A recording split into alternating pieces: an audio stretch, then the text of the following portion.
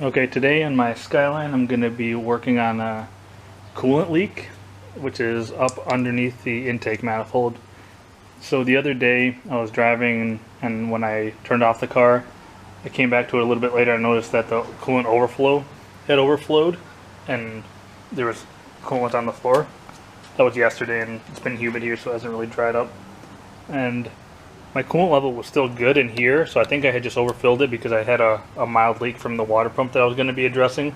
But out of curiosity, I went and got a coolant pressure tester, and I pumped it up to about 10 on the gauge on it, and it started spewing, like hissing and everything like that. And then I heard it coming from up underneath the intake manifold, and it ends up being one of the hoses going from the firewall to the block, which, from what I could tell, there's no real way to get to it without taking off the intake manifold, which kind of sucks because, I mean, look at the thing. So that's what I'm going to be trying to address today. I looked underneath and it looks like I might be able to get to the hose that I need to by removing the starter. I'm going to look at that option first, but really what I probably should do is remove the intake manifold and just replace every rubber hose underneath there and be done with it, which is what I'm leaning towards, but we'll see. Alright, and then here's where I've got two, looks like 6-inch extensions. The other one's one 6-inch, one's a foot. I don't know, you'll see. It's got there, and then I got a wobble joint, and then you can't see it, but it's going right over to the top one. So now what I'm going to do is put another little end on there and a ratchet and tighten. Alright, and this is what I used. The swivel head ratchet, kind of a must with a weird position where you end up having it. And these long guys, and you got this jointed one here.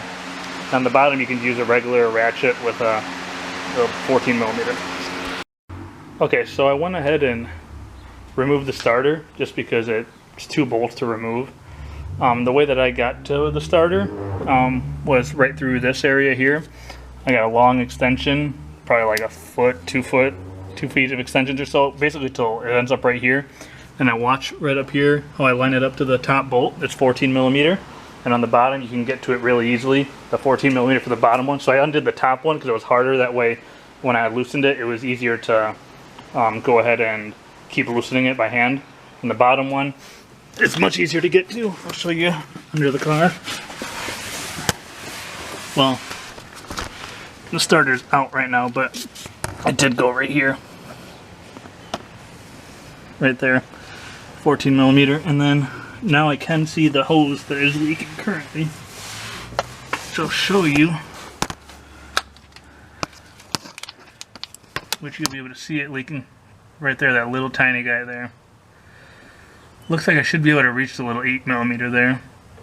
And while the right thing to do is take the intake manifold up and replace that, I'm going to try and just remove that hose there and replace it. So we'll see how it goes. Just a little tiny piece of hose.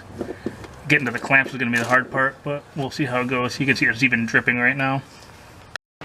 Okay, so I got the clamps there as loose as I could, and they're pretty loose. I can move them around by hand, so that's good. But then I tried to move that metal thing in the middle, and it wouldn't go anywhere. So I realized that there's a bracket right there that connects to it, and it's a 10mm holding it on.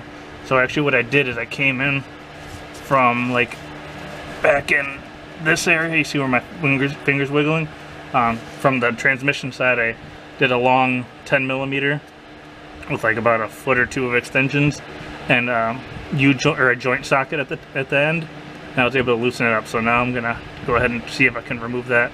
I wish I could be filming this, but there's barely room down here for me, and I can't get a good angle at all. Okay, so I was able to get it off of the block part.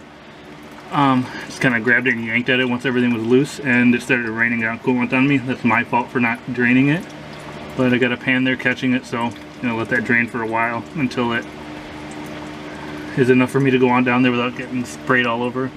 You can see it's all over my tools. I'll have to put a piece of cardboard on there, not a huge deal. Alright, so here's what I got. This is the hose that was leaking. You can see right there, and it's kind of swollen too. This hose looks older than all the rest of them. I'm not sure if maybe the others were replaced and for some reason they didn't do this one, or if just this one started to corrode for whatever reason. You see a lot of crud buildup inside of there, so this feels not very this feels like really floppy. So the rest of them feel solid in there, so I'm hoping this is the only problematic one, but we'll see. I'm going to go ahead and see if I have a hose like this, otherwise I got to run to the parts store. So by some stroke of magic, I actually have a hose like the exact size. You know, the old one's a little reamed out from, you know, being on there and whatnot, but if you look at this side, that isn't as bad. Basically they're saying this one might be a little bit smaller. It's hard to tell because this one's all gaped out. So, and actually I have this like exact size, so I'm going to go ahead and try to see if I can slide this one on. I'm not going to reuse these clamps, mainly because that one I popped off and it broke, or the pieces fell off, so yeah. Alright, so here's what I'm going to go with, going from this sleazy looking thing to this. It is a heater hose, I just got it written on there. I wasn't 100% sure until I saw that.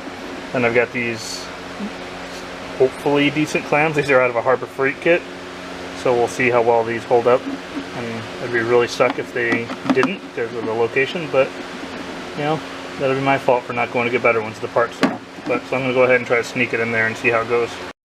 Okay, so I got that in. It was a real pain. I had to use a combination of flathead screwdriver and a little 8mm wrench and a ratchet as well.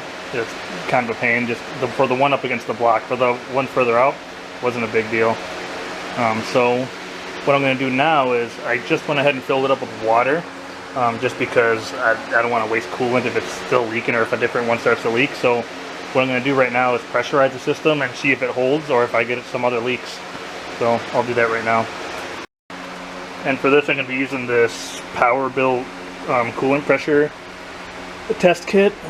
This I got it from Advanced Auto. It's just a rental. You can buy these as well. But the two pieces I'm going to need are this long piece here and then this. Alright, and the way this thing works is I go ahead and put this in here, and then I twist these two there until they lock, and then I go ahead and put this end here onto there, and then there's a pump to pressurize it. Okay, so I went ahead and found this other fitting in here that screws on the way a radiator cap would. It seems to fit it just fine. We'll see if it leaks. This one was a fail, at least on this attempt.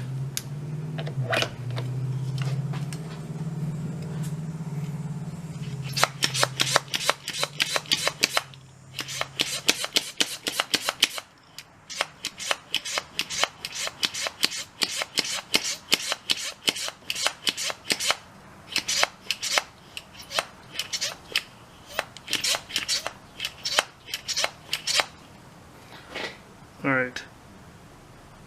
Seems to be holding at about 10. I'm not sure how well you can see it, but I'm going to give it a couple minutes, see if it holds.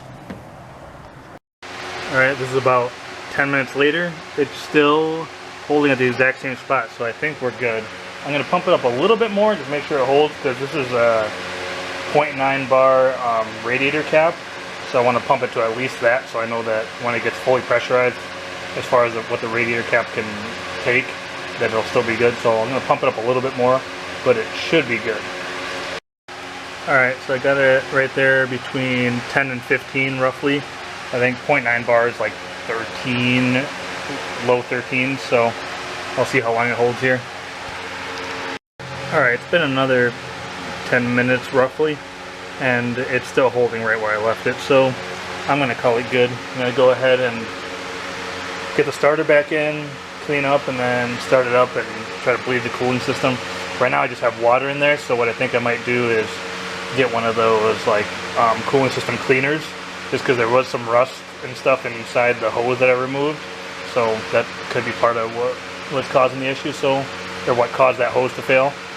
So I'm going to go ahead and get one of those cleaners, run it through, and then flush it out and then put coolant in it. I've got to change the timing belt as well, so and water pump, so I'll probably just keep the water and the cleaner in there up until then. Alright, so right there you can see the hose that I put in there with the clamps, and I'm not going to put that 10mm holding that thing back in there because it was a huge pain to take off, so I'm not going to worry about it. I will probably end up redoing all these lines in the winter time, just as a peace of mind thing, because I do want to take this on some road trips. So yeah, I'm going to go ahead now and put the starter back in, which I just ended up flopping over to the top over there.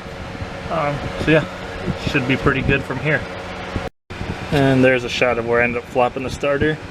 Just kind of pulled it off, left the wires hooked up and everything. Obviously the battery is unhooked, but I just have it flopping there, and it wasn't in my way throughout all this, so worked out pretty nicely. So I'm going to go ahead and put the bottom bolt in first, right here, and then I'll move to the top one. Alright, so I've got the starter threaded in by hand with my finger tight.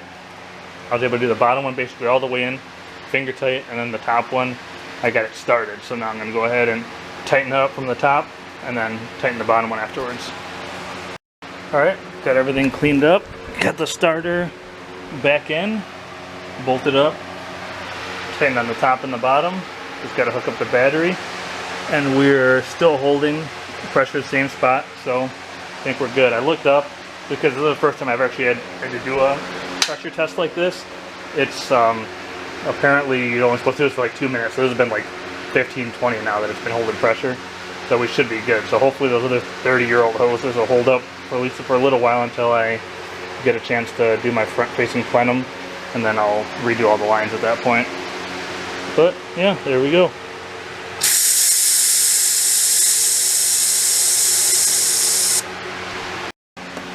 Alright, so now I'm just going to go ahead and start it.